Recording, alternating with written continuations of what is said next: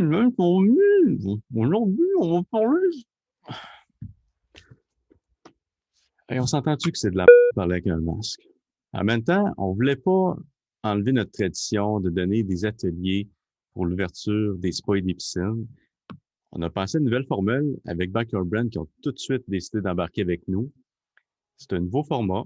Si vous avez des commentaires, si vous avez apprécié, n'hésitez pas à nous écrire, à laisser des petits commentaires en bas ou le petit pouce bleu. Ça nous encourage, ça nous montre que c'est une formule que vous pourriez peut-être apprécier, qu'on développe davantage. Donc, sur ce, je vous souhaite un bon visionnage. Hey, salut tout le monde! Bienvenue dans notre premier tuto qui va porter sur l'ouverture et entretien des piscines. C'est une collaboration entre Backyard Brands et la boutique SMB. C'est quoi ça, Backyard Brands? C'est un fabricant canadien de produits d'entretien de piscines et spas. C'est réputé pour la gamme Mineralux, entre autres, mais ils font plusieurs gammes. C'est un fabricant qui a choisi la qualité et la simplicité vraiment comme branding. C'est les deux choses qu'on retrouve dans tous leurs produits. Je suis vraiment heureux de recevoir Régent aujourd'hui. Normalement, bon, c'est là que les gens applaudissent l'invité, mais on est en tuto, donc je vais laisser Régent parler un petit peu. Merci, Salut Régent. Jonathan. Et en effet, on est habitué d'avoir une foule en temps normal. Je me présente, Jean-Marc Couillier, représentant pour Backyard Brands depuis 2018, mais bien avant ça, j'étais déjà un passionné de la piscine et des spas. J'ai travaillé pendant 18 ans en magasin, donc à aider les gens justement sur leur entretien, les ouvertures, les fermetures au niveau piscine et spa. Donc, ça a toujours été mon dada. Donc, souvent, je vais bien plus dire que je suis un conseiller avant d'être un représentant de ce côté-là. Donc, c'est ça que ça me fait plaisir d'être là aujourd'hui avec Jonathan pour vous aider un petit peu justement au niveau de votre piscine. Ben, merci beaucoup. C'est vraiment apprécié de t'avoir avec nous aujourd'hui. Fait qu'on n'a pas juste un professionnel, comme tu l'as dit, tu es aussi un passionné. Fait qu'on va passer aux choses sérieuses. On démarre la diapo. Au fond, aujourd'hui, on va voir, premièrement, l'introduction. Qu'est-ce qu'on fait à l'ouverture? C'est quoi la base pour avoir une belle eau? L'entretien? C'est quoi ce Minéralux pour piscine? Le piscine au sel, c'est différent aussi. On va voir les différences de ça. Et on va voir des questions que les clients nous posent fréquemment. Je vais les poser. Donc, ce n'est pas nécessairement que je ne connais pas la réponse. Il y en a quelques-unes que, oui, ça a des questions plus pointues, mais il y en a beaucoup qu'on retrouve beaucoup en magasin. Et on s'est dit que ce serait intéressant que vous les retrouviez dans le vidéo. Fait que Régent, c'est à toi. Oui, donc en fait, qui on est d'Azul? On est un manufacturier canadien. Comme l'a dit Jonathan, on a trois gammes principales, donc d'Azul, Pristiva et Mineralux, selon si on est sur une piscine au sel, si on est sur un spa, si on est sur une piscine en eau fraîche. Donc, ce qu'on se base toujours chez nous, c'est toujours d'aller chercher des solutions qui sont plus simples, qui sont plus naturelles et qui vont être plus efficaces que les systèmes traditionnels. C'est un peu notre passion là, de développer des choses pour vous faciliter la vie. Et avant tout, avant même d'être une compagnie, on est aussi des humains. Donc, c'est pour ça que la première des choses qu'on a fait, c'est qu'on s'est associé avec Rotary International. Nous, ici, on a de l'eau récréative, ce qu'on appelle qu'on parle, les piscines et les spas, on est chanceux de se baigner. Par contre, il y a d'autres endroits dans le monde où est-ce que l'eau courante, ce n'est pas encore courant de leur côté. Donc, le partenariat qu'on fait avec eux, c'est qu'à chaque fois que vous achetez un produit chez nous, donc dans la boutique SMB, nos autres détaillants participants, on remet une portion des profits à une organisation. Et qu'est-ce que cette organisation-là fait? Et je l'organisation, mais mes patrons vont parfois aussi dans d'autres temps que cette année, évidemment, en Afrique, eux-mêmes aider là, à la réalisation des projets. Donc, on bâtit des conteneurs d'eau, des gros stocks, des gros réservoirs qui vont prendre l'eau de pluie. C'est des conteneurs en grès. Fait cocasse, par le passé, on les bâtissait beaucoup plus légers dans la première tentative, mais malheureusement, ça se volait. Donc, les villages se volaient les tankers d'eau entre eux. Maintenant, on les bâtit en grès, ils pèsent 10 000 livres. Il faut être un petit peu plus motivé pour partir avec durant la nuit. Mais ce que ça fait dans le concret, c'est que les femmes là-bas ont autre chose à faire maintenant de leur journée que se lever, aller chercher l'eau, ramener de l'eau et recommencer par la suite. On leur montre aussi à faire du savon. L'hygiène, on le sait de nos jours, c'est quand même assez important. Donc, ces pays-là se ramassent avec de l'eau courante, avec du savon, avec une hygiène. Et par la suite, vu que les femmes ont autre chose à faire, il y a un petit fonds qui est utilisé s'ils veulent se partir des petits commerces là-bas justement pour commencer à développer leur pays et augmenter la qualité de vie. Donc, on vous remercie beaucoup là, de nous encourager, de nous aider à faire ces choses-là. Ben, si je peux ajouter une petite note personnelle, moi, je trouve que c'est vraiment écœurant. C'est pas quelque chose qu'on entend beaucoup parler. Il n'y a pas de grosses pubs avec ça. Il y a pas, on n'entend pas parler beaucoup, mais je trouve que c'est important, pareil, qu'est-ce que vous faites. Puis même dans la vie de tous les jours, nous autres, on est quand même sur la Côte-Nord, on est vraiment loin. On avait un client qui nous a approché. Son fils avait un polyhandicap et il nous a approché. Il avait besoin d'un spa, c'était important, ça allait changer sa qualité de vie. On a tout de suite décidé d'embarquer, mais on ne pouvait pas tout faire nous-mêmes. Puis aussitôt qu'on vous a approché, le Backyard Brand, là, il a tout de suite levé la main. Pas de formulaire, pas d'évaluation de projet, comment qu'on va rentabiliser cette publicité-là, rien de ça. Ils ont tout de suite levé la main puis on dit go, on embarque là. Et encore aujourd'hui, là, le client est dans son année de chimique gratuit. Donc, merci à toute votre équipe. Là. C'est du concret et c'est vraiment beau. Ça me fait plaisir de pouvoir aider les gens à profiter de ce qu'on aime. Écoute, Régent, on ne peut pas vraiment se parler entre nous autres, on ne peut pas vraiment demander aux gens, toi, tu viens d'où, c'est quoi que tu as comme installation, mais on peut s'entendre que la boutique SMV, on est sur la Côte-Nord. Et ça, est-ce que ça fait en sorte qu'on a quelque chose de différent, des besoins puis des problèmes différents qu'on peut retrouver, par exemple, versus un client qui est à Montréal? Ben, c'est sûr qu'au niveau des besoins différents, je dirais que le chauffe-eau est beaucoup plus, est beaucoup plus une nécessité dans votre cas, même si dans le reste du Québec, les chauffe-eau s'en viennent de plus en plus présents. Évidemment, vous avez un climat qui est un peu différent. L'autre fois, j'étais sur le bord d'un feu et tu m'as envoyé une photo dans un banc de neige chez toi. Donc, oui, il y a quelques besoins qui sont différents. Au niveau des problèmes, pas tant. Le reste de la chimie de l'eau, la circulation, la filtration va se ressembler. Par contre, des fois, les gens ont tendance à partir les piscines un peu plus tard et les fermer un peu plus tôt dans votre coin, ce qui peut faire qu'ouvrir la piscine, l'eau est un peu plus verte, donc on travaille un peu plus fort. Mais sinon, pour le reste, ça va être quand même assez commun au niveau de l'entretien et du fonctionnement. Tu marques un point parce que ce qu'on observe dans les années, là, nos premières années, c'est qu'il y avait beaucoup de gens qui démarraient leur piscine au mois de juin, si ce n'est pas même à la Saint-Jean. Par contre, depuis l'année passée, ce qu'on observe, c'est qu'on a des étés plus chauds, donc des démarrages de piscine plus tôt. D'ailleurs, je vois le diaporama piscine creusée. Donc, c'est sûr qu'on va parler beaucoup de piscines hors terre. C'est vraiment le 95 des piscines qu'on retrouve sur la Côte-Nord. Mais inquiétez-vous pas, ceux qui ont des piscines creusées, on va faire des petits parallèles également pour vous. Là, on ne vous oublie pas, on vous inclut là-dedans. En effet, la plupart des concepts restent les mêmes quand même, mais oui, il y a quelques petites pièces là, qui peuvent varier d'un à l'autre. Donc, mais je pense que le focus est quand même, comme on voit, la piscine hors terre en ce moment. Très populaire. Excellent. Donc, le but de la session, comme on l'a dit un peu, c'est comment ouvrir et aussi entretenir la piscine. L'ouvrir, c'est important, mais par la suite, il faut pouvoir l'entretenir toute la saison pour se baigner. Et on va commencer un peu par une philosophie chez nous. C'est une façon d'être, de vivre, de penser, de créer, plus simple, plus naturel. Donc, tout ce qu'on va faire, ça va toujours être dans le but de retirer le plus possible les produits chimiques, de détruire les algues. On va les priver de leur nourriture. Donc, on se demande toujours comment la nature fait pour traiter des choses qu'on voit dans nos piscines, dans nos spas, et comment on peut la reproduire de notre côté sans toujours augmenter la quantité de produits chimiques. Et une des choses que vous allez voir, c'est que notre but est toujours la moins possible de consommation de chlore. Le chlore reste le produit le plus chimique, mais malheureusement toujours nécessaire là, dans la piscine. Mais il y a des façons de pouvoir en consommer toujours moins de ce côté-là. Justement, le chlore, on voit qu'on en a partout autour de nous. Là. Je veux dire, je bois mon verre d'eau le matin, il y en a dedans, il y en a partout. Le chlore, Mais en même temps, on regarde, moins de chlore, c'est mieux. Ça fait penser, on est-tu capable de s'en passer? Y a-t-il des produits là, qu'on peut dire, je vais désinfecter mon eau de piscine, puis je ne mets même pas de chlore? en fait, si on compte encore le brome comme étant du chlore, parce que les deux vont faire le même travail, on va parler un petit peu de brome tout à l'heure, non, on ne peut pas s'en passer. Oui, il existe beaucoup d'alternatives afin de diminuer la quantité, mais les deux seuls assainissants qui sont reconnus par Santé Canada, ça reste le chlore et ça reste le brome. Il y a d'autres produits alternatifs qui vont, comme je dis, nous aider à réduire, mais si on demande les réponses officielles, non. Par contre, est-ce qu'on peut prendre des technologies qui vont faire en sorte que le chlore, le brome va se consommer beaucoup moins, donc on va en mettre moins pour obtenir le même niveau de protection? Là, la réponse est oui. Donc, c'est plus de ce côté-là qu'on va travailler. Bon, fait que c'est clair. Donc, objectif aussi, toujours obtenir ce qu'on appelle chez nous le maximum de journées de baignade sans problème parce que lorsque la piscine est comme ça, on fait un petit peu comme la dame sur la photo, on peut se tremper les pieds dedans, mais ce n'est pas très, très invitant. Donc, on va voir comment se débarrasser de cette situation-là le plus rapidement possible et ensuite comment empêcher que cette situation-là revienne. Au niveau de l'ouverture, qui va être le premier segment qu'on va voir de ce côté-ci. Le premier conseil que je peux vous donner, ce qui est le meilleur, c'est toujours ouvrir le plus tôt possible. Plus on attend avant de faire l'ouverture, plus les bactéries, plus les algues ont le temps de se reproduire.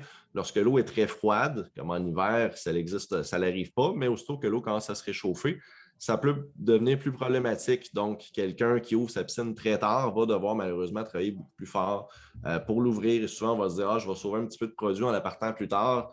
Malheureusement, on va en consommer plus pour la ramener que ce qu'on a sauvé sur l'entretien de ce côté-ci. Parce que justement, on voit ça souvent que les gens ils disent j'entretiendrai pas ma piscine tout de suite, il fait trop frais. Je peux même pas me baigner dedans. Pourquoi que je commencerais tout de suite à la traiter? D'ailleurs, il y a des gens qui ne se cassent pas le bessic, ils vont dire bon, ben ma piscine, c'est 40 ml d'eau. Moi, je flush ça. Puis en début de saison, je remplis ça. Comme ça, j'ai pas de problème. On est-tu d'accord avec ça? C'est une bonne façon de faire? Qu'est-ce que tu en penses? C'est une façon de faire. Est-ce que c'est une bonne façon de faire? De mon côté, je ne trouve pas que c'est très écologique en partant. Si le Québec au complet vide sa piscine au printemps et veut la remplir, je vous annonce qu'on va avoir des problèmes d'eau potable et d'eau courante avant longtemps. Mais plus que ça, c'est aussi que lorsqu'on vide une piscine complètement, on stresse la toile. La toile, il n'y a plus rien qui est là pour la tenir. Donc, sur une toile qui commence à vieillir, ça peut causer une toile qui décroche et qu'on est capable de remettre parce qu'elle a perdu de son élasticité. Et il y a aussi le fait que quand on vide notre piscine à la fin de la saison, souvent notre eau est balancée. Cette eau balancée-là, on la perd. Donc, on va devoir dépenser plus en produits de balancement vu qu'on repart sur une eau neuve pour la plupart du temps. Donc, oui, ça peut être fait, mais ce n'est pas quelque chose qu'on recommande pour toutes ces raisons-là. On ne sauve pas bien au bout du compte. Là. Non, puis on va travailler plus longtemps dans le sens qu'il faut toute la vider, il faut s'assurer. Souvent, on va nettoyer le fond parce qu'on l'a vidé. Il n'y a plus d'eau pour s'aider à passer la bailleuse ou quoi que ce soit. Donc, c'est un trouble différent, mais ça ne fait pas partie de nos approches de ce côté-là. OK. Étape, pardon. On va commencer par enlever la toile d'hiver si on en a. Si c'est la première fois que vous retirez votre toile d'hiver, je vous conseille de ne pas le faire seul parce que si vous la retirez tout seul, fort à parier qu'elle va tomber dans la piscine avec toutes les feuilles que vous aviez pris le soin de laisser sur votre toile d'hiver. Donc, on se met à deux, on prend le temps de la rouler, de la sortir de la piscine afin de ne pas faire tomber les débris à l'intérieur. Par la suite, on va nettoyer la toile avant de la remiser. Dites-vous qu'il y a quand même beaucoup de bactéries qui ont pu se créer avec les feuilles qui commencent à se désagréger et compagnie. Donc, ce qu'on va utiliser, c'est le Cover Cleanse, qui est un produit qui est fait pour, un, redonner la fraîcheur de la toile, deux, détruire les bactéries et la protéger durant la période. Donc, on nettoie, on protège. C'est toujours une façon de conserver nos choses plus longtemps. Façon simple de le faire, on prend une chaudière d'eau, on met une quantité du produit dedans et on passe la toile à l'intérieur. Un peu comme on lavait le linge dans l'ancien temps de ce côté-ci, là, si on peut faire. Et par la suite, on la laisse sécher avant. On ne veut pas ranger la toile humide, évidemment, pour qu'il se recrée les bactéries qu'on vient d'enlever. Et on la range. Et puis d'ailleurs, un Clean and Perfect, c'est un produit qu'on va parler tantôt. Moi, je triple ce produit-là. C'est-tu quelque chose qui serait approprié, un produit en spray pour nettoyer sa toile comme ça? J'adore beaucoup le Clean and Perfect. Malheureusement, il n'y a pas le côté antibactérie que le Cover Cleanse va aller chercher. Donc, oui, il va faire un travail si on est mal pris, que c'est la seule chose qu'on a. Je conseille de le faire avec le Clean and Perfect versus rien du tout. Mais le Cover Cleanse, c'est beaucoup plus approprié là, pour venir faire le ménage de tout ce qui a traîné durant l'hiver sur la toile. Good, good. On va commencer par réinstaller les composantes. On ne veut pas remplir la piscine pendant que tous les tuyaux sont enlevés afin que l'eau qu'on remplisse sorte par le côté, évidemment. Donc, ce qu'on a enlevé à l'hiver au niveau du filtre, le manomètre, le bouchon, la petite bouteille de verre, on remet tout ça en place. On remet les retours d'eau comme il faut. On va voir tout à l'heure comment justement bien les placer. On retire les bouchons, donc on retire tout ce qu'on a mis à l'hiver et on s'assure de remplir par la suite. Lorsque vous allez arriver pour remettre votre pompe en marche, assurez-vous que vous n'avez pas de l'air. Donc, on a bien graissé les O-rings avant de les replacer, qu'on a bien vissé nos tuyaux, que tout est bien placé. Et par la suite, on va remplir la piscine. Jusqu'on la remplit, souvent... Oui, pardon. Si on retourne à l'autre diapo, des questions qu'on se fait souvent demander. Le manomètre, on dirait que ça ne marche jamais. C'est vrai que ça ne dure même pas un an. Puis deuxièmement, c'est quoi la pression qu'une piscine devrait indiquer quand on starte notre piscine sur notre manomètre, justement?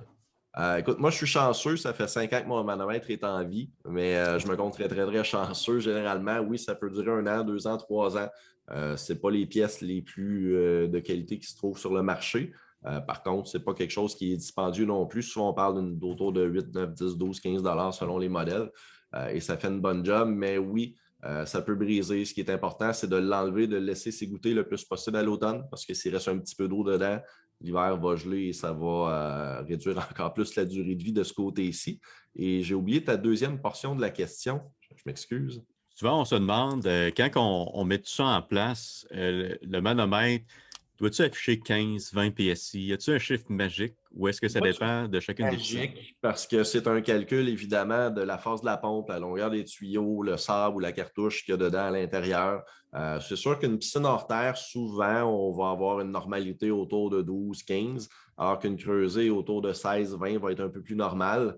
Mais la vraie réponse, c'est lorsque notre filtre est propre, qu'on vient de le nettoyer, de le backwasher, la pression qu'elle va nous donner, c'est notre pression naturelle. Et c'est là qu'on va se dire, quand on va monter 4 à 5 PSI plus loin, plus tard, on va être dû pour faire un backwash, nettoyer le filtre. Mais non, il n'y a pas de chiffre universel à ça, malheureusement. Mais prenez-le en note. Après avoir fait un backwash, ça va généralement être la pression qui est appropriée chez vous. C'est une bonne idée.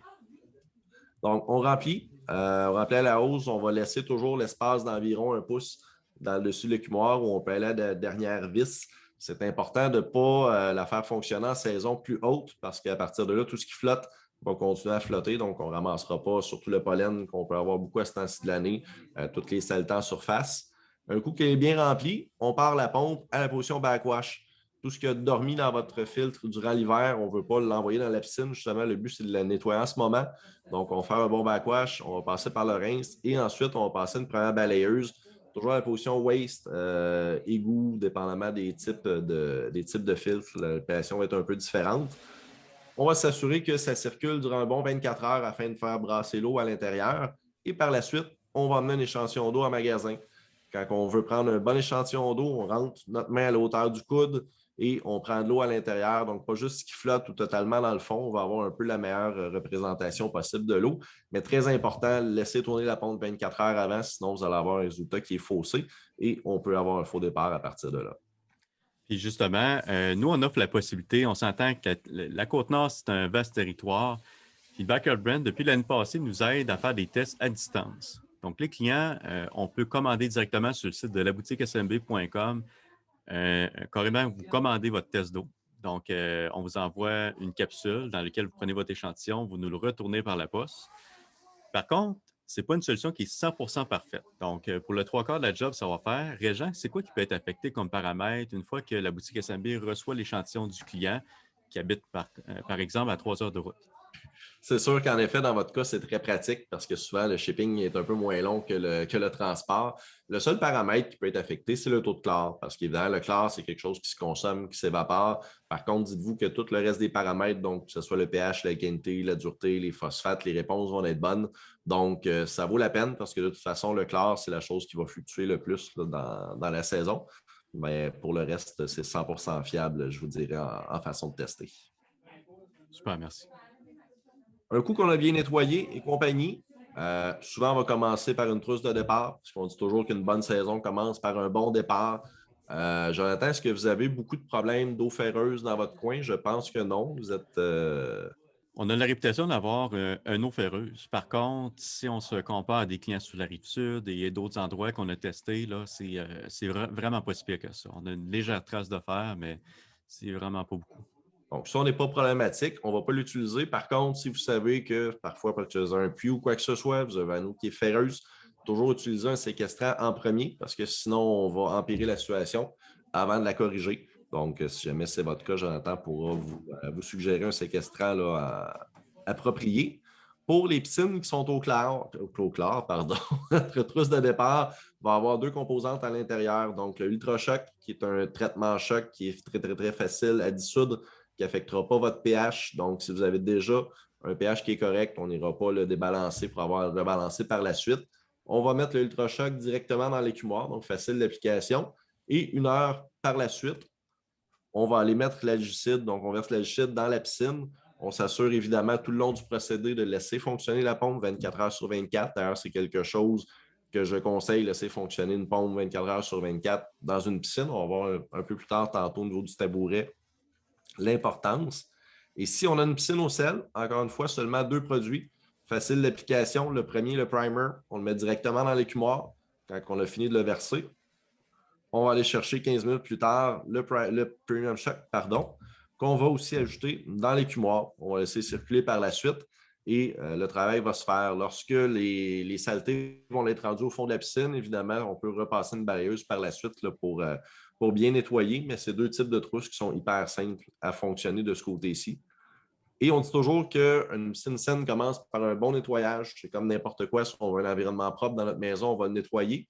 Dites-vous que tout ce qui est saleté, résidus qui traînent proche de votre piscine avec le vent risque de finir dans votre piscine. Donc, il va falloir le nettoyer de toute façon. Un produit qu'on aime bien, justement, Jonathan en a parlé un petit peu plus tôt, c'est le Clean and Perfect. Clean Au and fond, Perfect. sur la vidéo précédente, ce que j'aime bien, c'est qu'on met beaucoup en valeur le fait qu'il n'y a pas de formule magique. Je veux dire, oui, tout le monde, c'est plus payant pour nous autres si on vend plus de produits. Mais ce qu'on veut au bout, là, c'est une efficacité. On veut que le client soit content. C'est ce que j'ai aimé aussi de Backer Brand, c'est qu'on va dire, le produit, on ne comptera pas de menterie, il ne fera pas tout. Il y a une job à faire, on fait un entretien. Et après ça, la cerise sur le sundae, c'est le produit. Donc, j'aime beaucoup ce point-là parce que des fois, on sous-estime toute la job que le grand ménage de printemps va faire sur votre piscine. Là, c'est tellement important. En effet, il n'y a pas de magie, ça prend toujours un petit peu d'huile de bras, comme tu le dis, mais ça va nous simplifier la vie là, par la suite au niveau des résultats. Donc, dites-vous que le cerne que vous avez sur votre toile, votre écumoire, comme je vous disais, si on ne le nettoie pas tôt ou tard, va tomber dans l'eau. C'est d'autres produits que vous allez devoir consommer pour aller les chercher. Donc, profitez-en, nettoyez-les.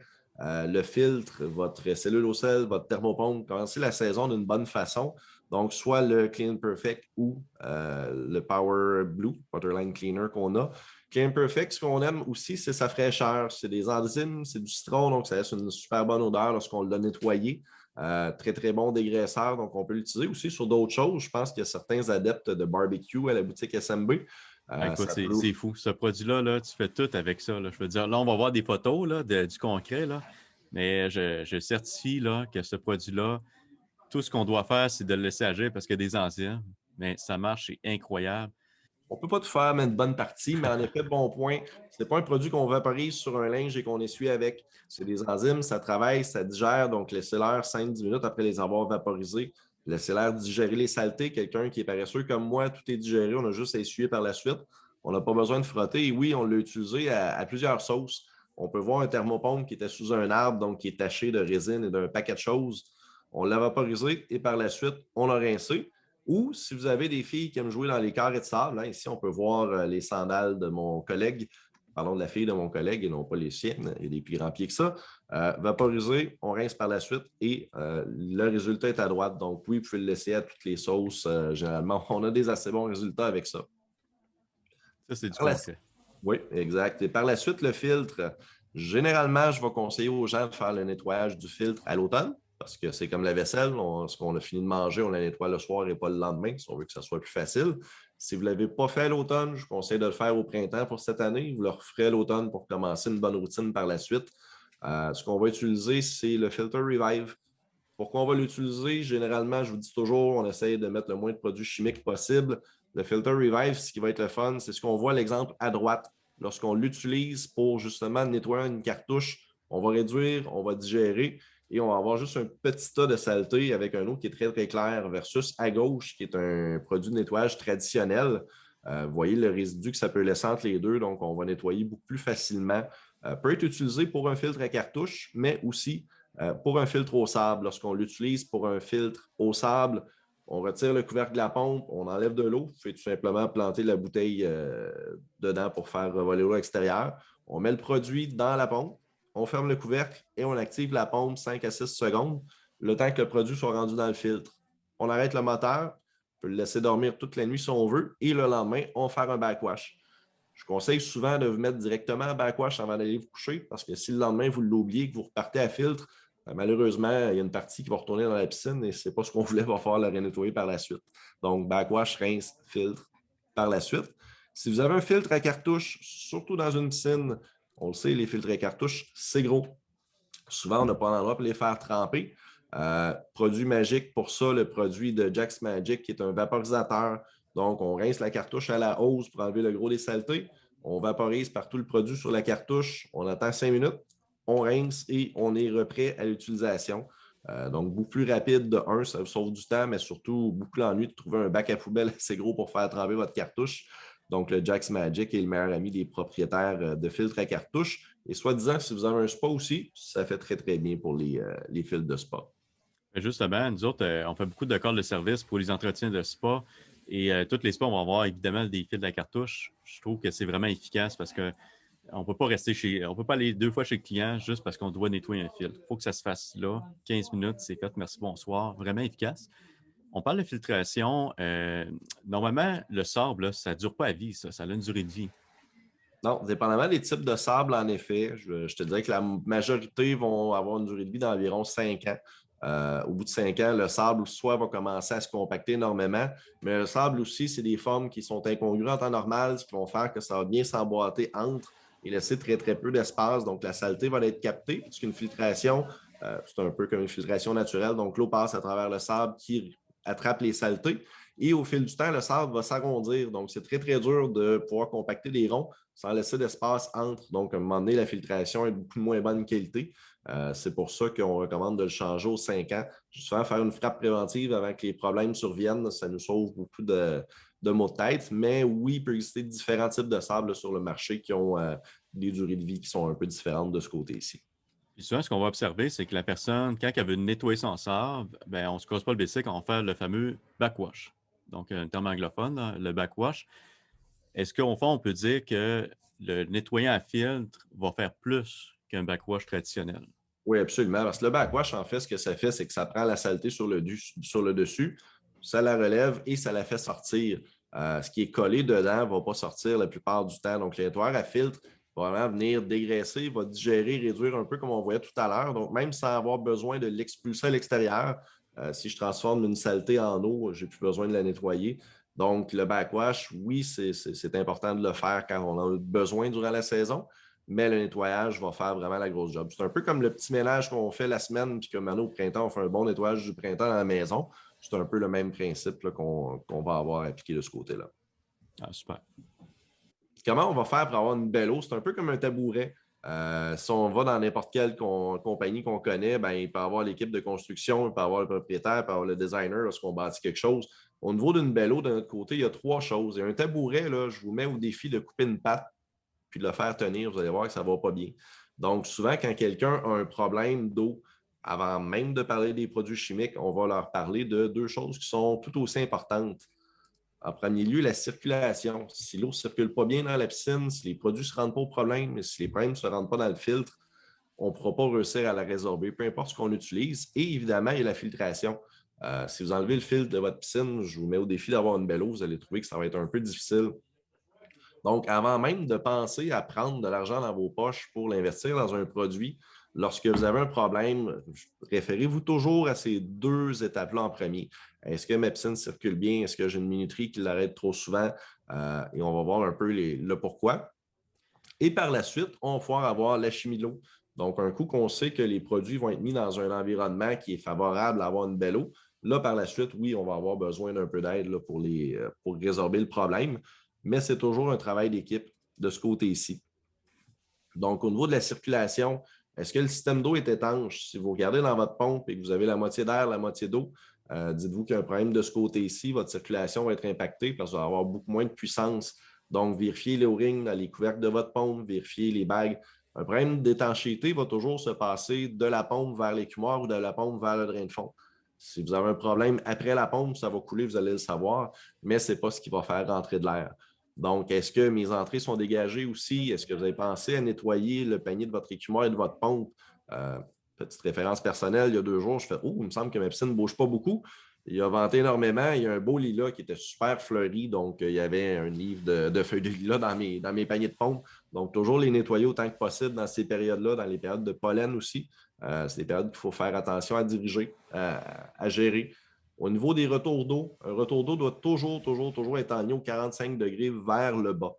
Dans le cas d'une piscine hors terre, si ma main droite est le retour d'eau et que la main gauche est l'écumoire, on va toujours partir au sens contraire. Donc, faire le tour de la piscine pour ensuite revenir vers l'écumoire, ça va faire en sorte que 100% de votre piscine va pouvoir circuler. Une des choses qu'on voit beaucoup au printemps, quelqu'un dit, j'ai mis une fois une trousse d'ouverture, j'en ai mis une deuxième, mon eau n'arrive pas à devenir belle. On prend une photo et on voit les vagues sur le dessus. C'est super cute des vagues sur le dessus d'une piscine, mais ça fait que la moitié est une zone morte. Donc, toujours diriger au 45 vers le bas. Si vous avez une piscine creusée, donc vous avez probablement 2 ou 3 retours d'eau, dites-vous que vous allez faire tourner votre piscine soit dans le sens de l'horloge ou à contresens. Faites toujours travailler vos retours d'eau de pair pour qu'ils puissent faire circuler toute votre piscine et que ça finisse vers l'écumoire. Par contre, on n'aligne pas le dernier retour d'eau vers l'écumoire vers le haut. Généralement, ça va faire que le fond ne bougera pas, donc lui aussi va être au 45. Inquiétez-vous pas pour le dessus de votre piscine, l'écumoire. D'ailleurs, c'est une des choses qui est importante. La petite porte dans l'écumoire, ça sert à écumer. Ce n'est pas simplement pour empêcher les mouches de ressortir un coup qu'elles sont rentrées. Si vous enlevez la porte, vous allez avoir pratiquement rien en surface qui va tomber dans l'écumoire.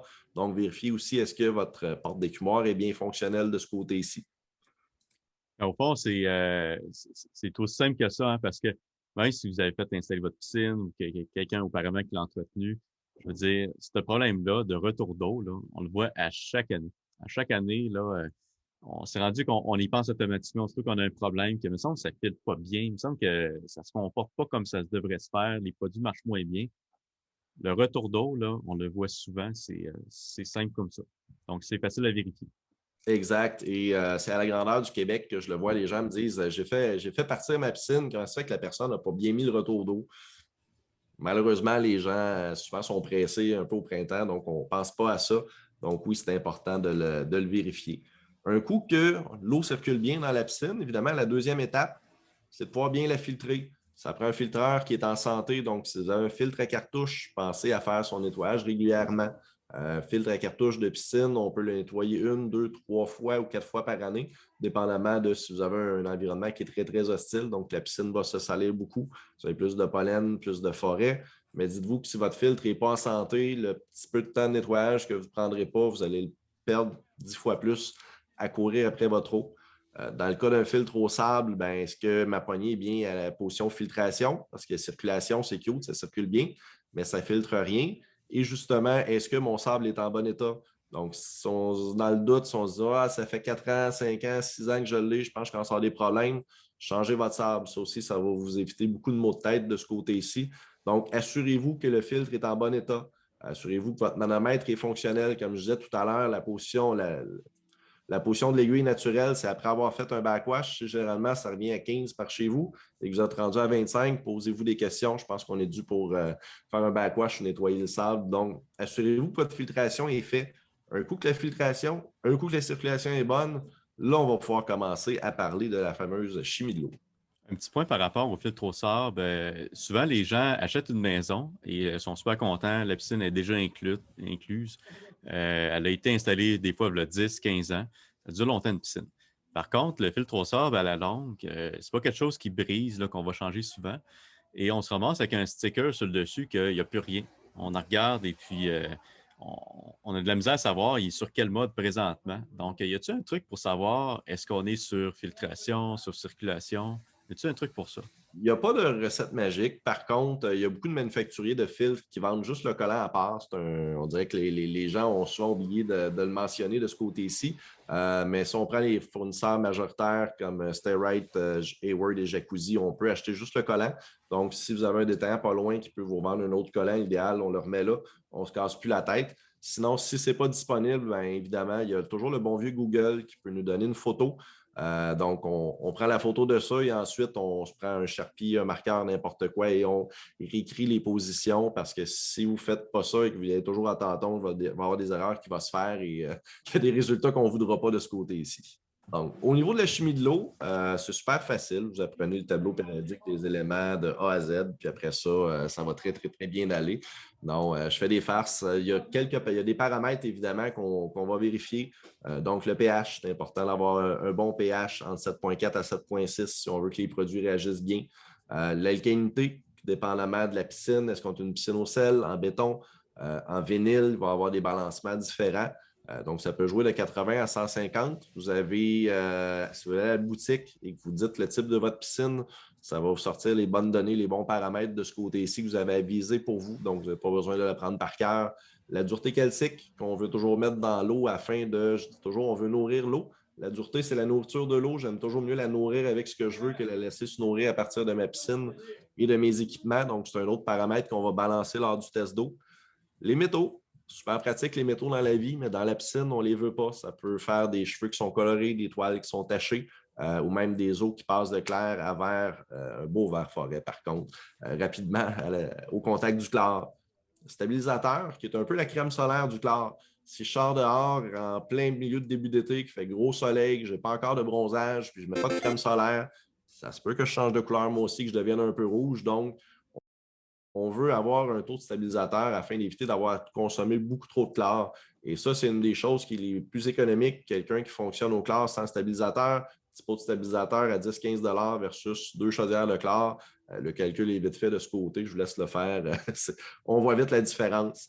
Phosphate, on va voir justement qui est la nourriture des algues. Donc, on n'en veut pas. Ça aussi, le phosphate dans la vie, c'est très utile. Dans la piscine, malheureusement, c'est des ennemis. Et le chlore. Le chlore / le brome qu'on veut, qui va nous protéger justement des bactéries, qui va assainir l'eau, qui va l'aider à rester clair, donc qui est aussi une des choses les plus importantes. Et le chlore, ça peut varier justement selon la température, la baignade. Ça aussi, il n'y a pas de chiffre magique. Souvent, je dis aux gens, vous avez une piscine, vous venez d'avoir une nouvelle piscine, c'est comme n'importe quoi. Au début, on passe un petit peu plus d'attention, donc testez-la une fois par semaine, voir comment ça se passe chez vous afin de la maîtriser, comme on fait avec n'importe quelle nouvelle chose qu'on achète. Il y a un phénomène qu'on ne connaît pas trop sur la Côte-Nord, on appelle ça canicule. Et Ouais. j'ai entendu dire que ça avait comme une grosse répercussion sur justement la demande de chlore. Peux-tu nous en parler un petit peu parce qu'on va peut-être connaître ça un jour? Ben, écoute, je vous souhaite de la connaître. Moi, je la connais à chaque année. C'est pour ça qu'on a des airs climatisés dans nos maisons ici. Par contre, la température de l'eau, il y a une règle qui n'est pas une science exacte, mais qui dit que pour chaque 5 degrés Fahrenheit de plus dans l'eau, on va consommer le double du chlore. Donc, dans une canicule, l'an passé, ici, on a eu une canicule qui s'est appelée le mois de mai, juin, juillet, août à peu près. Donc, les gens consommaient énormément plus de chlore dû à ça. Mais oui, plus l'eau est chaude, plus on va avoir de chlore qu'on va devoir consommer. Donc, en mois de mai, souvent, je dis aux gens, partez de la piscine tôt, vous allez avoir un minimum de chlore d'entretien à faire. Mais quand arrive la canicule, il va falloir mettre un petit peu plus. Donc, c'est des choses qui sont à surveiller de ce côté-ci. Fait que je vous souhaite ce mythe-là, Jonathan, cet été. Ben, qu'importe, au fond, on le voit, là, je veux dire, si on a une semaine début de saison qui fait 15 degrés le jour, ben là, on est rendu le mois plus tard qui fait le mois de juillet 20-25, on s'attend à plus consommer de chlore qu'en Oui. début de saison. Oh, oui, définitivement. Je vous dirais que l'année passée, je n'ai jamais consommé autant de chlore dans ma piscine que ça. Et ce n'est pas parce que je me suis plus baigné, c'est tout simplement parce qu'il a fait chaud excessivement de l'autre côté. Les fameuses algues, les algues, c'est super beau les algues, mais on n'en veut pas. Hein. Qu'est-ce que ça prend pour avoir des algues? Souvent, on va dire qu'on peut gérer les problèmes de différentes façons. Pour avoir des algues, ça prend du soleil, ça prend de l'eau, ça prend du gaz carbonique. Bon, si on enlève tout ça, on n'aura pas beaucoup de plaisir, surtout si on enlève l'eau et le soleil. Ce n'est pas des choses qu'on peut gérer. Par contre, ça prend aussi des nitrates et ça prend des phosphates. Des algues, c'est une plante. Donc, si on enlève les possibilités d'avoir de la photosynthèse, c'est un peu comme essayer de faire pousser les plantes dans le garde-robe. Je n'ai pas le pouce vert, mais je sais que ça ne doit pas fonctionner très, très bien. Donc, ça, on peut travailler au niveau des phosphates surtout, ce qui est beaucoup plus facile et c'est une des choses qu'on amène beaucoup comme façon de faire de notre côté. Je suis la personne sûrement qui a le plus gros taux de mortalité de ces plantes dans la maison. Je n'ai pas le pouce vert, ça ne va jamais bien. Mais je peux vous garantir là, que pas besoin de talent pour avoir des algues dans la piscine. Honnêtement, Non, là, c'est très facile. en effet, quand je sors de chez moi pendant trop longtemps avant de revenir, oui, je peux avoir le pouce vert moi aussi parfois. Par contre, il y a une façon de simplifier beaucoup la vie.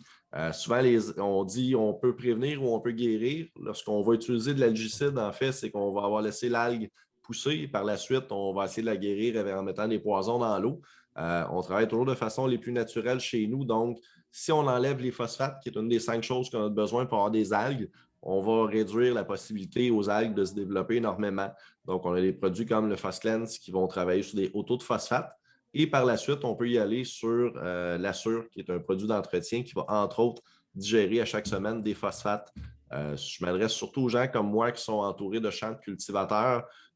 Les phosphates, pour moi, c'est malheureusement un combat parce qu'il y en a dans l'engrais et ça a l'air que les cultivateurs veulent faire pousser des choses. Donc, ça se peut que vous ayez à traiter les phosphates 2 à 3 fois dans une année. C'est normal. C'est sûr qu'à Montréal, dans leur cas, ils les traitent un petit peu moins. Ça a l'air que les champs sont moins répandus que par chez nous, mais toujours traiter les phosphates. D'ailleurs, on a une petite démonstration ici.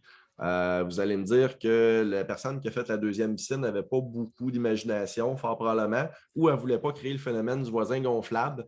Mais c'est une de nos compagnies en Colombie-Britannique. C'est deux piscines identiques, la même grosseur, comme vous pouvez voir. Ils n'ont aucune différence.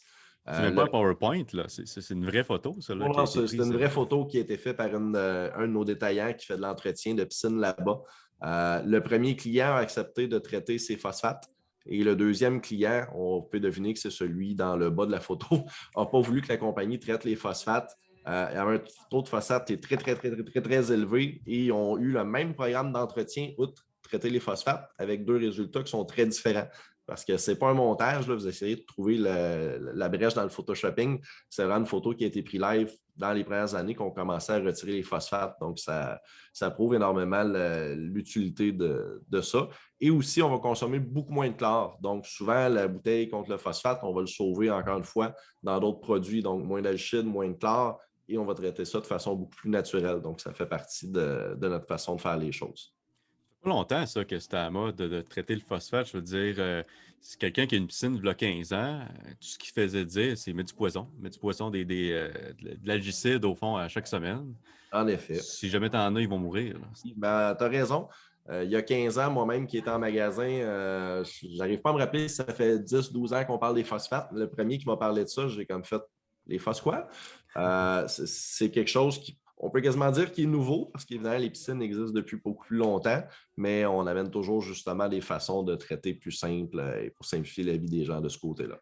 Autre façon d'utiliser moins de, parce qu'on parlait de prévenir les algues et compagnie, on a le système Minéralux. Souvent, on va dire aux gens, on va favoriser beaucoup chez nous les programmes d'entretien.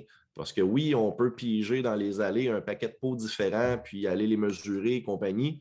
Par contre, une autre façon beaucoup plus simple d'entretenir la piscine, c'est avec les systèmes. Ça fait 2 ans qu'on est dans la piscine avec le système Minéralux. Pour les gens qui avaient un spa depuis longtemps, peut-être vous le connaissiez, parce que le système existait déjà. Minéralux va nous permettre, avec 3 produits, une fois par 2 semaines ou semaines, dépendamment duquel, d'avoir un eau qui est beaucoup plus facile à conserver, justement, sans algues. On va utiliser beaucoup moins de chlore aussi à l'intérieur du système Minéralux et on va aussi avoir, pour les gens qui ont la peau, tendance à avoir la peau sèche ou quoi que ce soit, on va aussi avoir un hydratant corporel. Donc, quand on sort de la piscine ou du spa, au lieu de se dire je suis dû pour aller prendre une douche, on se dit j'ai la peau tellement hydratée qu'à la place, je ne veux pas prendre une douche. C'est encore meilleur pour moi. Donc, je vous conseille fortement de vous renseigner en partie sur ce système-là à la boutique SMB, qui est vraiment notre dernière avancée technologique là, dans l'entretien de piscine. On va voir un petit peu en détail comment il fonctionne par la suite. Justement, je vais faire une petite parenthèse parce que je sais qu'il y a des gens qui vont regarder la vidéo parce qu'ils veulent un refresh. Donc, ça fait juste 2 ans qu'ils ont leur piscine, puis là, ils veulent juste se rappeler un petit peu du procédé pour l'entretien. Fait qu'au fond, ceux-là qui ont connu les formules avant, on avait vraiment une formule 1, 2, 3 qui a été transférée vers un système qu'on appelait Pure Wow, qui était encore plus simple et encore plus complète. Puis depuis l'année passée, on a introduit tranquillement Minéralux. Minéralux a été testé dans la vie de tous les jours, dans la vie réelle, là, pas juste en laboratoire, avant d'être mis sur le marché dans tous les magasins. Puis ceux-là qui ont un spa connaissent fort probablement le Minéralux pour spa parce que ça a commencé avec ça. Pourquoi qu'on voulait un Minéralux de spa puis dire on va faire de la piscine avec ça? En effet, bon point. Mais oui, on l'a testé dans 250 piscines avant de l'emmener sur le marché. Et pas seulement qu'en Ontario, au Québec. Donc, on avait des gens aussi en Alberta qui ont fait partie des tests. Donc, on a un peu fait est en ouest du Canada pour les tests. Pourquoi on a changé ça? Ben, enfin, on a une phrase chez nous qui dit on garde les cannibales dans la famille. On aime bien battre nos propres technologies. Le Pure Wow était un programme d'entretien, est encore d'ailleurs un programme d'entretien qui est super simple. Par contre, on réussit avec Minéralux à aller chercher encore plus de facilité, plus de bienfaits, l'entretenir moins souvent et surtout, ce qu'on veut toujours, c'est moins de chlore. D'ailleurs, si on regarde dans la trousse Pure Wow, on avait un 6 kg de chlore, alors que dans la trousse Minéralux, on a un 3 kg de chlore et c'est pour la même durée de temps. Donc, on réussit à mettre beaucoup moins de chlore, donc moins de rebalancement d'eau à faire de ce côté-ci. Donc, on a tout simplement réussi à se battre encore une fois au niveau de la technologie de ce côté-là. Et on a aussi le côté adoucisseur pour la peau qu'on n'avait pas dans le Pure Wow. Donc, premier produit, c'est évidemment le cœur du système. C'est notre bâtonnet Minéralux pour piscine. Il remplace à lui seul, jadis, dans mes années, on me disait, il existe une pelule qu'on peut mettre dans l'eau puis qui remplace à peu près tous les produits. On n'est pas encore rendu là, mais à lui seul va remplacer les alchides, les clarifiants, les séquestrants pour les métaux, les adoucisseurs pour la peau. Tout simplement, un bâton qu'on va mettre 20 000 litres d'eau au départ et un bâton aux 2 semaines par la suite pour la même quantité. Donc, un plug dans l'écumoire, il n'y a pas de mesurage à faire. Il n'y a pas de temps d'attente entre les 4 produits, donc beaucoup plus facile. On veut toujours que les gens passent du temps dans la piscine et non à côté de la piscine à mettre des produits. Et je pense que le bâton Minéralux frappe la cible là, de ce côté-ci. Ben, je pense que c'est pas mal tout ce que le monde espère pouvoir avoir dans les piscines. Et justement, quand je lis que ça remplace l'algicide, juste pour qu'il y ait une clarification de ce côté-là, c'est pas qu'on met du poison, il n'y a pas de l'algicide dedans, c'est qu'on va pouvoir s'en passer. C'est bien ça? Exactement. En fait, c'est que le Minéralux a une propriété pour tout repousser. Donc, c'est un peu comme si on mettait un aimant négatif dans l'eau et un aimant négatif sur votre piscine. Donc, la saleté, d'ailleurs, les toiles, les écumoires restent beaucoup plus propres avec le bâtonnet parce que rien colle. Et si les algues ne sont pas capables de s'attacher à la toile, ils n'ont pas de belles espaces pour se développer, pour vivre. Donc, on détruit presque la formation des algues simplement avec le bâton. Donc, on n'a pas besoin d'algicide dû à ça. Souvent, on va dire que ça remplace des produits, mais ce n'est pas qu'on a pris les 4 mêmes produits et qu'on les a mis dans un bâton compacté pour les pitcher dans la piscine, c'est qu'on va remplacer les bénéfices de ces choses-là par d'autres façons de faire plus simples. On a l'oxygène parce que faire un bon ménage une fois par 2 semaines, un bon traitement à choc dans la piscine. Par contre, on va y aller avec un produit qui est doux, donc un soupçon de chlore, beaucoup d'oxygène actif, du clarifiant, qu'on va mettre une fois par 2 semaines. Donc, on met notre bâton Adventistix aux 2 semaines, on met aussi notre oxygène aux 2 semaines. Donc, quand on met un, on met l'autre. On simplifie la vie de cette façon-là. Il n'y a pas de temps d'attente. Donc, on lance un dans l'écumoire, on met l'autre dans la piscine. Et par la suite, on va être rendu à chlorer. Évidemment, il n'y a pas encore de façon de se dire je vais mettre du chlore aux 2 semaines, ça va toffer pendant 2 semaines, puis je vais y aller comme ça. Donc, au niveau du chlore, c'est ce que je disais tout à l'heure, le tester un petit peu plus. Est-ce que vous allez mettre un bâton aux 40 000 litres d'eau par semaine chez vous ou un petit peu plus, un petit peu moins? Il n'y a pas de recette magique là, de ce côté-ci, mais c'est des bâtons qui sont compactés, donc qui n'ont pas de colle à l'intérieur, qui vont se souder lentement, qui peuvent être mis direct dans l'écumoire, donc tout aussi simple que le restant du système. Au fond, le traitement en choc, on voit qu'après 15 minutes, il n'y a pas de danger, on peut se baigner, donc c'est quand même assez efficace. Et il y a beaucoup de gens qui ont peur pour leur thermopompe. On s'entend que c'est l'équipement qui ça coûte plus cher que la piscine en tant que telle. Donc, comment on fait pour la protéger? Est-ce qu'on, du moment qu'on met un traitement à choc, on bypass la thermopompe puis on attend un certain temps? C'est sûr que quand on met un produit qui est un peu fort, oui, on peut bypasser la thermopompe. Souvent, il va y avoir des valves justement qui sont à l'avant. Par contre, une chose qui est importante à noter, c'est que par le passé, les thermopompes étaient faits en cuivre, en nickel, donc c'était des matériaux qui étaient beaucoup moins résistants. Maintenant, pratiquement 100% des thermopompes sur le marché. L'échangeur est au titane. Pour détruire du titane, ça prend énormément d'efforts. Je n'ai pas encore vu grand monde qui ont réussi à le faire. Donc, c'est sûr que dans le cas de l'oxygène, qui est un sachet qui a un soupçon de chlore, qui n'est pas très, très fort, oui, on peut le bypasser, mais ce n'est pas aussi important que par le passé, là, je dirais, de ce côté-ci. On essaie d'y penser pour les protéger, mais comme je dis, je n'ai pas vu beaucoup d'échangeurs mourir encore là, depuis que c'est au titane. Parfait. Puis les bâtonnets de chlore, parce qu'au fond, là, on parle de bâtonnets, on ne parle pas des fameux POC. C'est quoi cette différence-là? Là? Oui, la grosse différence, en fait, c'est que l'époque, c'est la matière va être collée. Donc, souvent, on va me dire aussi pourquoi j'ai une espèce de cerne noire qui est tout le tour de mon écumoire. C'est la colle de la pastille. Quand elle fond puis qu'elle relâche le chlore, ça va coller là. Donc, au niveau des sticks, ce qu'on a, c'est de la compression hydraulique. Donc, il n'y a aucun agent liant, il y a juste du chlore dans le bâton. Et le gros avantage qu'on va avoir, souvent, je fais la comparaison avec un M&M versus une Paperman. Le M&M, on commence à le sucer un petit peu. Puis, aussitôt qu'on a passé la coquille, fouf, tout le reste disparaît. Alors que le Pepperman, il va être dur du début à la fin. Donc, on va avoir une solution qui est beaucoup plus lente, beaucoup plus lente. On va réussir justement à utiliser beaucoup moins de chlore parce qu'il y a moins de pertes de cette façon-là et on va avoir un niveau qui est beaucoup plus stable avec le bâton compressé hydrauliquement. Ben, en effet, ça débalance beaucoup moins l'eau. Et honnêtement, on a eu un programme là, 3 ans. On a voulu les faire essayer gratuitement. On en donnait à tout le monde là, qui venait au magasin. Là. Et malheureusement, ben, je commande pratiquement plus de POC. Quand tu as goûté au bâtonnet, là, tu ne veux plus rien savoir au reste. légèrement plus cher à l'achat, mais ça dure plus longtemps. Au fond, ça revient pratiquement au même, mais sans le cassage de tête, là. Exact. Si on fait le calcul au kilo versus la quantité qu'on utilise, le prix est pratiquement le même, comme tu dis. Donc, je l'appelle un peu la pastille 2.0 parce que c'est une nette amélioration versus l'ancien produit. Les deux, on les fait encore, mais on encourage beaucoup d'aller vers le sticks, moins de consommation de ce côté-ci. Un coup qu'on a bien entretenu notre piscine de ce côté-ci, surtout à cette île, apparemment que vous avez des nuits qui sont un petit peu plus fraîches, des fois qu'on m'a dit.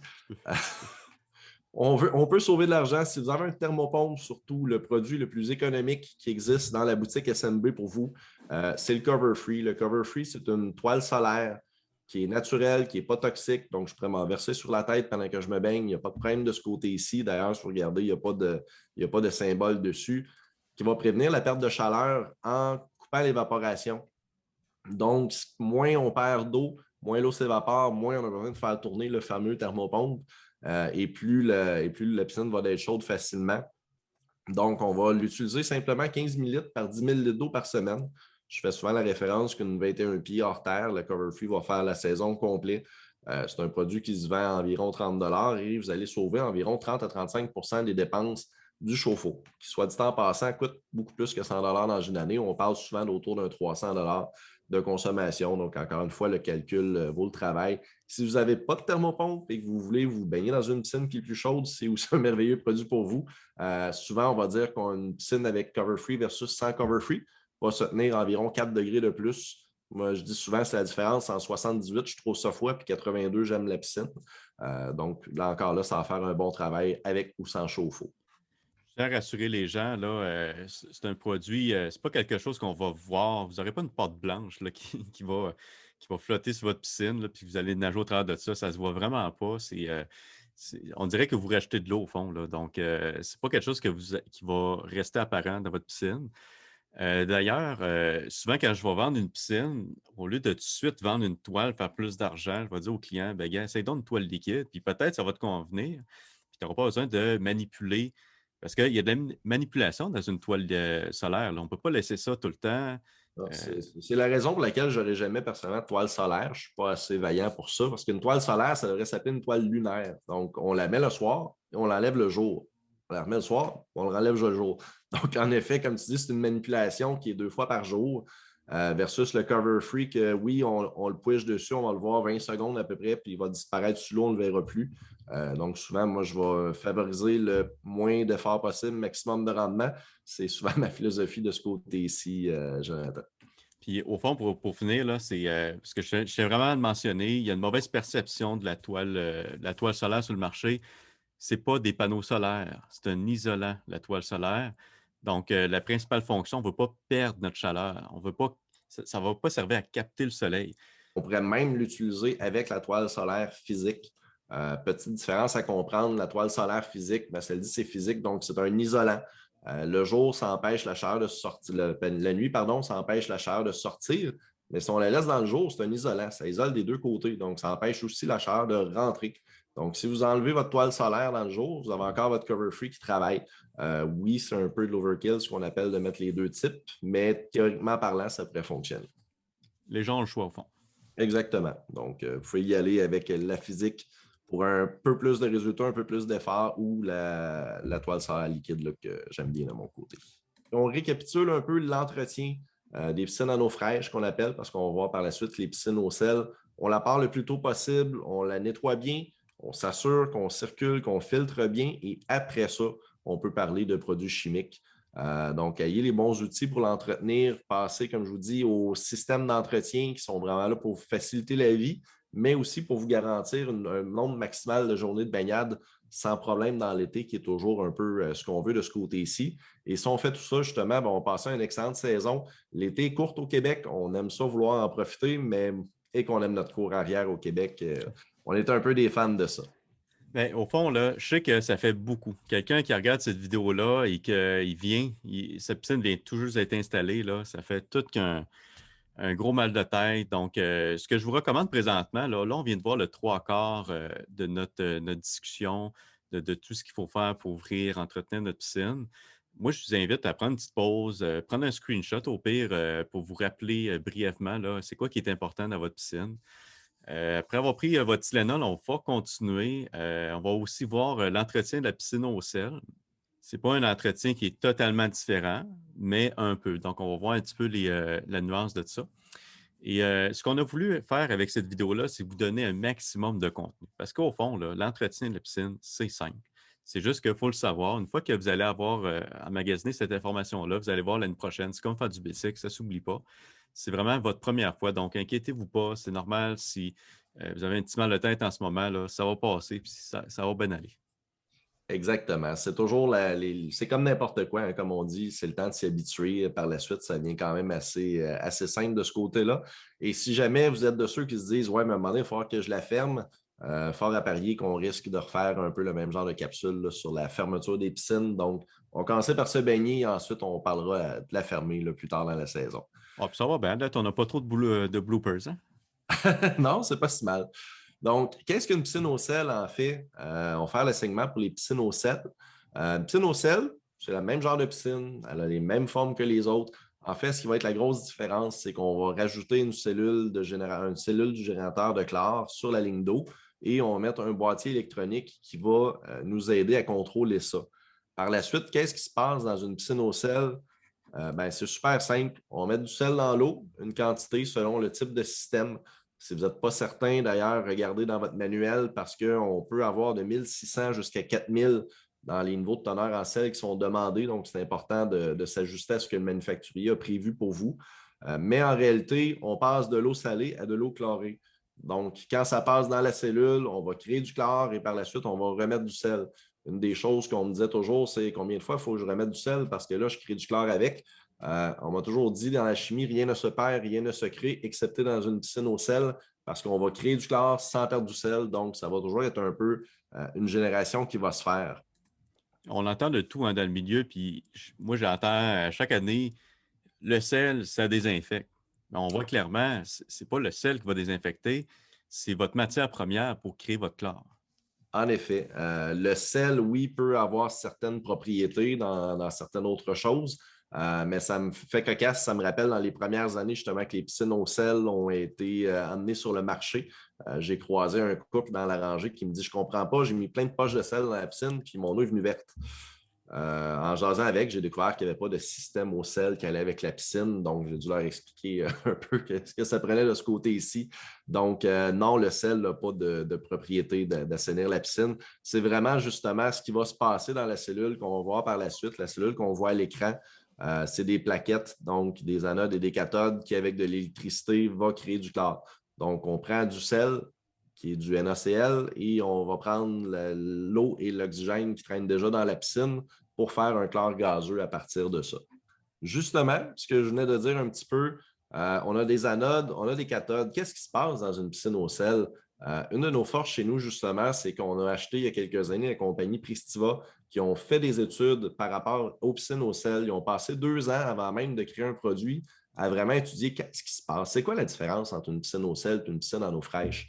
Et la grosse différence, justement, c'est dans la cellule. Donc, on a une anode et une cathode, on a de l'eau qui va passer à l'intérieur, on a de l'électricité, on a une tempête à l'intérieur. Dites-vous qu'on peut obtenir un taux de chlore de son réussir à le mesurer à l'intérieur de 50 ppm. Heureusement, ça s'en va dans la piscine par la suite, ça se dilue, donc il n'y a pas de problème de ce côté-ci. Mais on a aussi une tempête d'un pH de 1 à 14 et une température de 120 degrés Fahrenheit. Donc, tous les éléments qu'on peut retrouver qui sont problématiques, on les a dans le même pied carré à l'intérieur. Mais c'est ça qui va opérer la magie, justement, de générer le chlore pour nous. Puis au fond, ils ont tous le même procédé pour fabriquer le sel. Par contre, il va y avoir des détails qui vont changer. Il y a des fabricants qui vont dire, moi, c'est la meilleure parce que c'est une low salt. Vous n'avez pas besoin de beaucoup de sel pour fabriquer le chlore. Alors qu'il y a d'autres compagnies qui vont dire, hey, c'est bon le sel, c'est bon pour la peau. Tu penses quoi de ça, Régent? C'est sûr que le sel a des propriétés isotoniques qui sont bonnes pour la peau. De ce côté-là, oui, c'est vrai. Moi, je pense qu'il n'y a pas de meilleur ou de moindre parce qu'à toutes les fois qu'on retire quelque chose, on pourra en faire plus de l'autre. Si on résume un peu, ça prend 2 choses pour faire du chlore. Ça prend l'électricité puis ça prend du sel. Donc, si je mets moins de sel, il faut que je mette plus d'électricité. Puis si je mets plus d'électricité, je peux mettre moins de sel. Donc, ça se balance. Oui, on va consommer moins de sel sur une piscine low salt Donc, c'est vrai que c'est beaucoup moins dommageable sur un très, très, très long terme pour tout ce qui pourrait être métallique en contact. Par contre, ce qu'on sauve sur le sel, on va en donner une partie à Hydro-Québec parce qu'il faut que je mette plus d'électricité dans ma cellule pour créer le chlore. Donc, les deux systèmes sont bons. Rendu là, ça reste un peu un choix personnel de ce côté-ci. Mais dites-vous que plus de sel, moins d'électricité, moins de sel, plus d'électricité, on ne sortira pas de ce courant-là.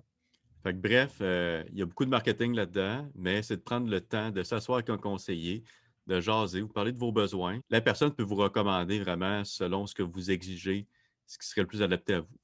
Exactement. Donc, quelqu'un qui dit, moi, je veux le plus de sel possible pour y fait de la peau, fine. Quelqu'un qui dit, je veux mettre moins de sel pour ma piscine, fine. Les deux théories se valent et c'est vraiment personnel de ce côté-ci. Le tartre, c'est une des choses qui se passe énormément dans une piscine au sel, mais rassurez-vous, il y a des solutions pour ça. On le voit, le tartre peut être présent sur la photo de gauche dans le mur de la piscine si on n'a pas une bonne chimie, mais il peut aussi être présent dans votre cellule à droite. En fait, on a de la misère à voir que c'est une cellule tellement que celle-là est entartrée. Je vous disais tout à l'heure que la température peut aller à 120, que le pH peut aller à 14, qui est soi-disant le plus haut taux de pH qu'on peut avoir sur Terre de ce côté-là. Donc, votre cellule, c'est un très, très gros aimant à tarte à calcaire. Donc, quelqu'un qui me dirait, ah, c'est facile une piscine au sel, on fait juste mettre du sel à l'intérieur. Oui, ça va marcher pendant un certain temps. C'est un peu comme un véhicule qu'on se dit, c'est facile un véhicule, juste à mettre du gaz et à peser sur la pédale. Ça va marcher pendant un certain temps, mais le pas de changement d'huile, le pas de changement de frein va vous rattraper à un moment donné. Donc, quelques petits détails là, qui sont importants à savoir pour bien comprendre une piscine au sel. De un, on évite d'utiliser le pH- en granules.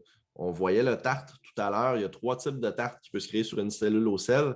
Et il y en a un qui est ce qu'on appelle le tartre de bisulfate. Si vous regardez en arrière de votre pot de pH- en granules, c'est quoi l'ingrédient? C'est du bisulfate. Donc, ce n'est pas quelque chose qui va ensemble. On va voir tout à l'heure une façon beaucoup meilleure de l'utiliser comme ça.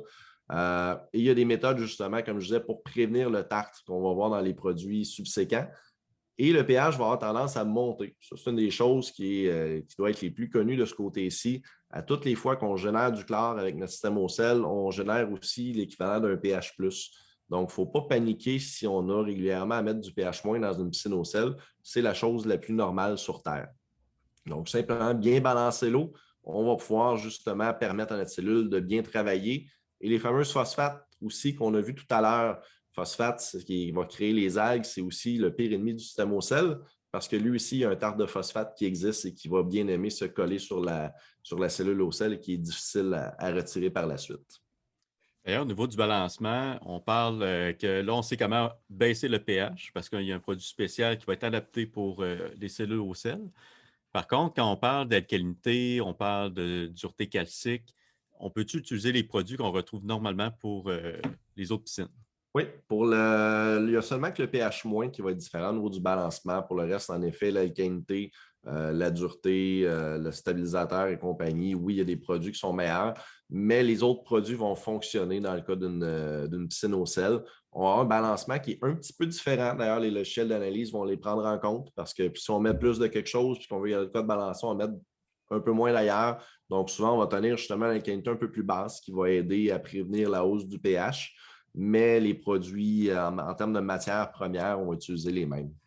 Maintenant, on va faire un petit parenthèse sur les fausses idées courantes. D'ailleurs, tu en as un peu parlé tout à l'heure, le sel désinfecte. Donc, comme on a discuté, ce n'est pas le sel qui désinfecte de lui-même. Aucun autre produit est nécessaire. Comme je viens de vous dire, il faut la balancer. Sinon, c'est l'exemple de la voiture avec juste le gaz, ça n'ira pas très, très bien. Et n'importe quel produit qui peut convenir, pH- très, très important. Mais le dernier, c'est le point qui m'amène par la suite, c'est les sels sont tous pareils. C'est un peu comme dire la farine, c'est tous pareil, le gaz, c'est tous pareil, la peinture, c'est tous pareil. Non, malheureusement, tous les sels ne sont pas égaux. Il y a différentes façons d'ensacher du sel, d'avoir du sel à piscine. Si on regarde un peu sur les photos, il y a différents types de grades qui existent justement. Le but, c'est toujours de mettre le moins de matière, donc un sel le plus pur possible va toujours nous amener moins de problèmes. Oui, la plupart des sels vont être purs à 99 sur le marché. Par contre, dites-vous que si vous mettez 100 kg de sel, vous venez de mettre 1 kg d'impureté dans votre piscine, ce n'est pas quelque chose qu'on ferait volontairement de ce côté-ci. Le sel Pristiva, c'est un sel qu'on appelle chez nous triple nettoyé. Donc, on le passe 3 fois au nettoyage, au rinçage avant de le mettre dans votre sac. Donc, quand vous mettez du Pristiva, c'est que du sel Pristiva qui va tomber à l'intérieur de la piscine. C'est un peu ce que je disais justement. Qualité canadienne de ce côté-ci va être beaucoup plus facile. Souvent, justement, on me dit ouais, mais si ce n'est pas du sel qu'il y a dans le sac, qu'est-ce qu'il y a? Par le passé, il y a des compagnies qui écrivaient contient un produit contre les taches sur leur poche de sel. S'il contient un produit contre les taches, parce qu'on sait qu'il y a de quoi dedans qui peut tacher, en tout cas, selon la logique des choses. Donc, en mettant du Pristiva, vous allez vous assurer de mettre beaucoup moins d'autres produits. Vous n'aurez pas besoin d'un clarifiant pour venir clarifier les cochonneries que vous venez de mettre dans votre piscine et compagnie. Donc, on va se sauver du trouble de ce côté-ci. On l'utilise selon les méthodes du détaillant, comme on disait, au niveau de la teneur, par contre. Et je pense qu'une des pires affaires à faire, c'est quand vous démarrez votre piscine, vous mettez votre sel, il ne faudrait pas allumer tout de suite votre cellule au sel. Non, en effet. Cellule au sel, tantôt, j'ai menti un peu sans le vouloir. Je disais que ça prenait de l'électricité, que ça prenait du sel pour faire du chlore. Ça prend aussi de la chaleur. En fait, parce que l'électricité dans un eau très, très froide, ça fonctionne mal, le courant, l'électrolyse.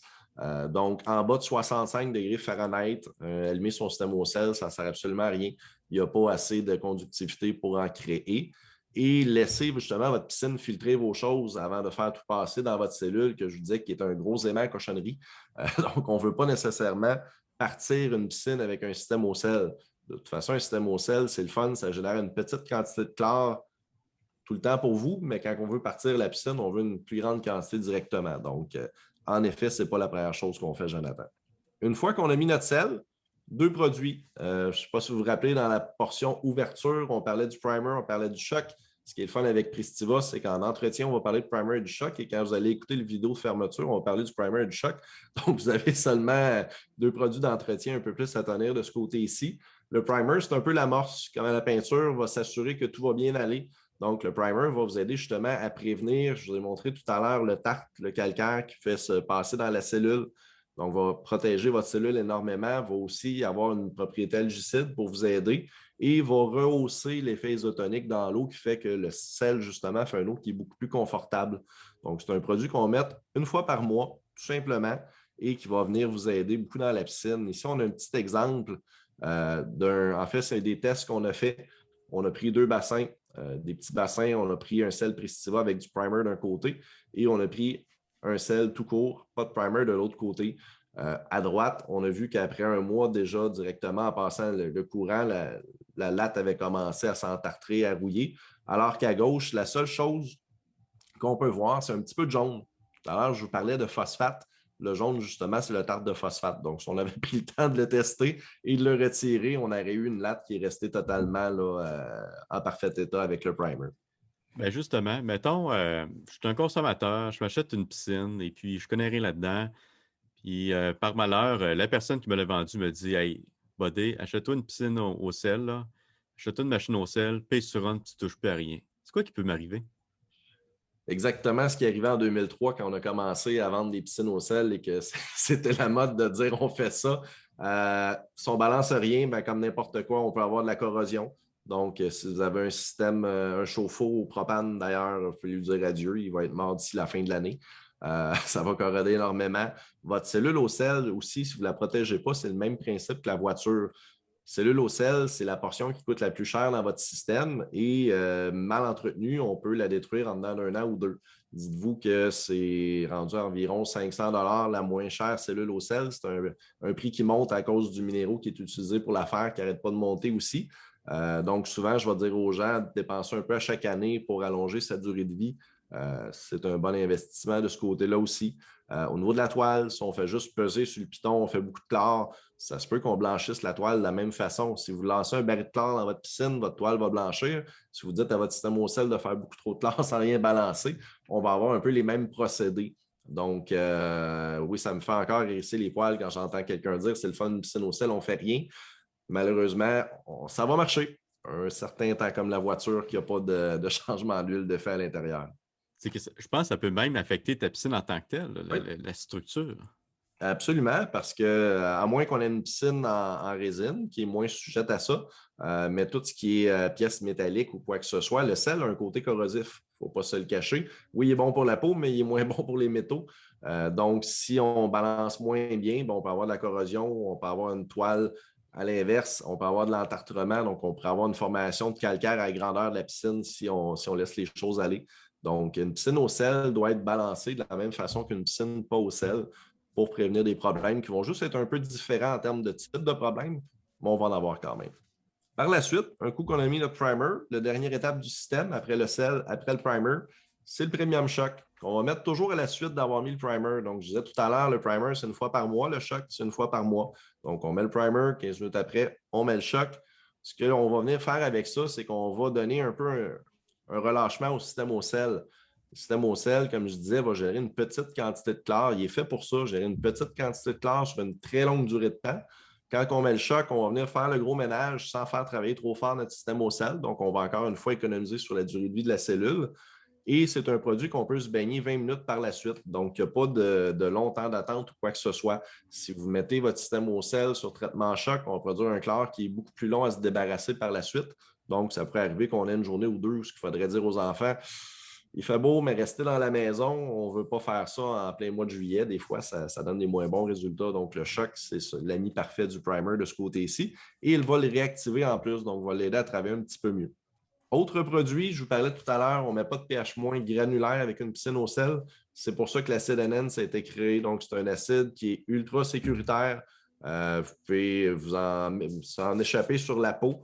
Évidemment, pas une peau avec des trous partout, une peau qui est intacte. Il n'y aura même pas de chauffement ou quoi que ce soit. En fait, on a déjà fait une démonstration qu'on laissait notre main trempée dans un aquarium d'acide NN pendant qu'on parlait à des gens. On l'enlevait et la main était encore là. On fallait juste simplement l'essuyer. Donc, c'est un pH- qui est ultra sécuritaire, mais qui n'a surtout pas de sulfate, qui ne causera pas de tarte dans votre cellule au sel. Pas plus cher, parce que oui, le pot coûte 2-3 $ de plus que l'autre, mais on en a un peu moins. Donc, encore une fois, ça va se balancer pour avoir un meilleur résultat de ce côté-ci. Il y a des différences entre les sortes d'acides pour les piscines au sel parce que moi, pour l'avoir vu dans une quincaillerie, il y avait des gallons d'acide pour baisser le pH dans la piscine au sel et c'était tout rouillé. C'était rouillé à grandeur. Il fallait qu'ils mettent les gallons dans des sacs. Ça va être ce qu'on appelle de l'acide muriatique. D'ailleurs, si jamais vous en échappez dessus, vous n'avez plus de peau.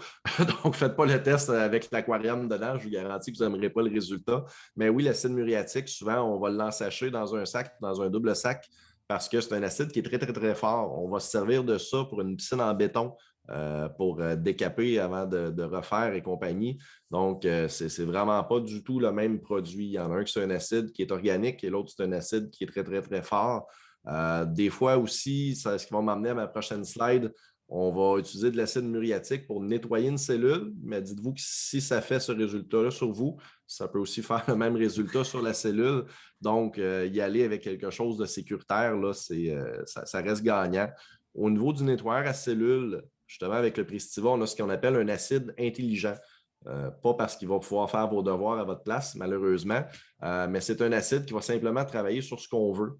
Donc, va venir détartrer, va venir enlever les accumulations dans votre cellule au sel et un coup qu'il a fini sa job, va s'endormir. Donc, on peut l'oublier pendant 2 jours dans la cellule au sel, il n'y a aucun danger. Si vous faites ça avec l'acide muriatique que Jonathan parlait, ben, vous pouvez aller au magasin pour acheter une autre cellule au sel et recommencer le processus avec une cellule neuve. Donc, c'est pas du tout le même genre de produit.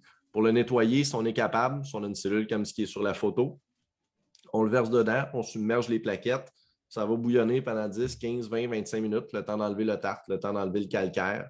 Quand il n'y a plus rien qui se passe, on sait que le travail est fait, l'acide s'est endormi, on rince et on réinstalle. Il y a d'autres types de cellules qui existent qu'il faut acheter un petit socle pour la mettre dessus. Donc, une cellule verticale, on la visse sur le socle, on met le produit par le dessus, on submerge les plaquettes, la même chose. Même réaction va se faire, on les nettoie et par la suite, on est prêt à continuer. Ça, j'aime bien ça parce que on attend que ça arrête de brouter, puis après ça, on le vidange.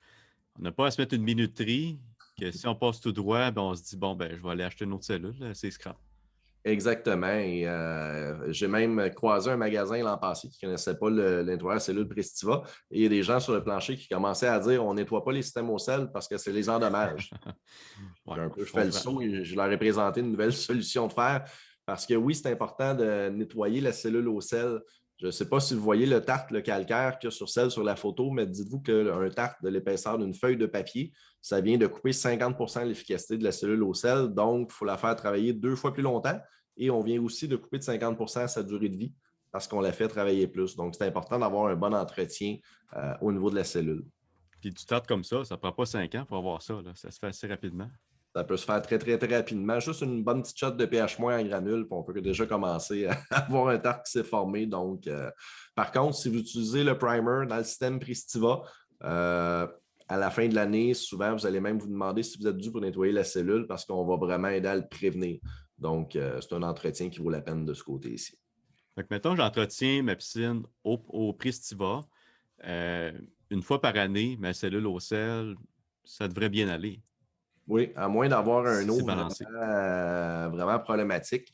On a une compagnie en Colombie-Britannique qui ont un eau qu'avant devait nettoyer 8 fois par année les cellules au sel. Et depuis qu'ils sont avec Pristiva, 1 à 2 nettoyages par année va faire le travail. Donc, il y a une bonne Ça se différence. prend bien. Oui, exactement.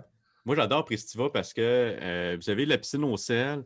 Bon, il y a toujours la partie qu'on se fait dire qu'on pèse sur le piton, on ne touche plus à rien. Après ça, on se rend compte qu'il y a un entretien quand même à faire. Mais finalement, c'est pas si pire que ça parce qu'on se rend compte qu'une fois qu'on a balancé notre eau, on a la trousse de départ. C'est quoi? C'est un primaire puis un premier choc. Ma trousse d'entretien, c'est quoi? Primaire, premier choc. Ma trousse de fermeture, c'est quoi? Primaire, premier choc. Ça ne peut pas être plus simple que ça. Là. C'est vraiment Exactement. friendly user.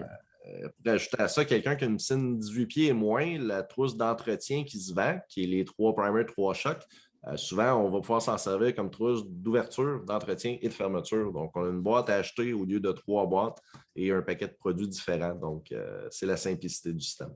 C'est déjà le dernier diapo. Déjà. On est habitués, nous autres. Pour ceux qui ont mal à la tête, je peux comprendre. Merci beaucoup pour nous avoir écoutés. Si vous avez aimé la vidéo, n'oubliez pas le petit pouce bleu. Ça nous encourage. Ça envoie le signal au fond que c'est une formule qu'on pourrait continuer à travailler là-dessus. N'oubliez pas les petites étiquettes en arrière des bouteilles, les manuels du fabricant pour vos piscines, vos accessoires doivent toujours être respectés. Dans le sens que si vous avez acheté un équipement Hayward et il y a quelque chose de plus qu'il faut que vous faisiez, mais vous ne pouvez pas dire j'ai vu une vidéo YouTube qui ne dit pas faire ça. Non, ça a toujours préséance, le manuel, sur tout le reste. Donc, je voulais juste en faire mention. Et donc, là aussi, on a jasé, on a parlé des trucs pour ouvrir, entretenir votre piscine. Si vous avez des questions, n'hésitez pas à écrire à info@laboutiquesmb.com. Comme je disais, on a jasé, on n'a pas fait un cours d'une demi-journée. Ce n'était pas ça le but. C'était vraiment faire un bon rapport qualité-temps. Régent, vraiment un gros merci. On voit que tu connais vraiment ton affaire. Régent, qui est notre représentant chez Backyard Brand. C'était vraiment enrichissant comme rencontre. Moi, honnêtement, à chaque année, j'en apprends. Ce que j'aime, il y a de la science derrière ça. La science, ça avance tout le temps. Tu sais, on parlait du phosphate, là, 15 ans, on n'entendait même pas parler. Puis maintenant, on se rend compte que, maudit que c'est facile d'entretenir sa piscine qu'on s'en occupe. Fait il y a toujours des choses comme ça qui évoluent. Puis on essaie de rester à l'avant-garde. Puis c'est facile avec une compagnie comme la vôtre parce qu'il y a beaucoup de recherche et développement qui est fait. Puis tu sais, on voit que tu aimes ça, mais tu as aussi de l'expérience, Régent. Tu viens de Une commencer dans le vingtaine domaine. d'années, en fait, je ne les compte plus parce que sinon, j'ai l'impression que ça me vieillit un petit peu de ce côté-là. Mais merci à toi de m'avoir invité à partager tout ça justement avec les gens de la Côte-Nord que j'aime bien visiter une fois par année quand l'occasion nous le permet. En tout cas, tu as une belle cour en passant. Merci, Jonathan. Et j'espère que vous avez apprécié l'information qu'on a donnée. Hey, merci beaucoup tout le monde, puis on se rejase pour une autre vidéo.